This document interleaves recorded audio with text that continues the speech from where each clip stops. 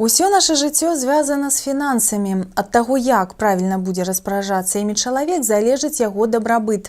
І выкладаць фінансавую навуку трэба нават і дзецям. Для гэтага ўжо на працягу 5 гадоў Белаграпромбанк праводзіць з хлопчыкамі і дзяўчынкамі урокі фінансавай пісьменнасці.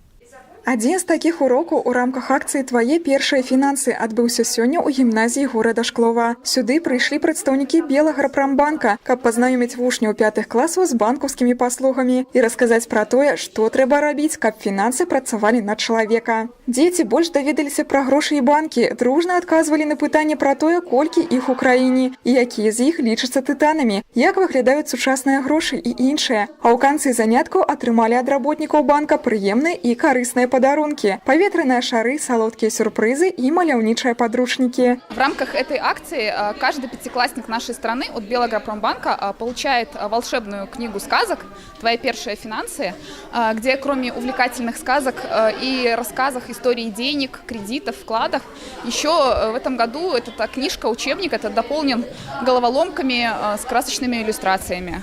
Адзначым, што такія акцыі безумоўна патрэбныя, бо яны ўжо з дзяцінства вучаць нас, як правільна трэба карыстацца сваімі фінансамі. Да таго ж праходзяць яны ў ігравой форме, а значыць, застаюцца не толькі карыснымі, але і цікавымі. Финансы – это деньги, у родителей есть деньги, они рассказывают о деньгах, они дают, мы их копим, там, собираем на что-нибудь.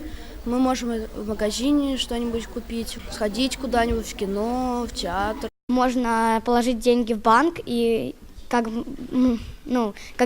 чем больше они хранятся в банке, тем больше тебе денег потом дадут.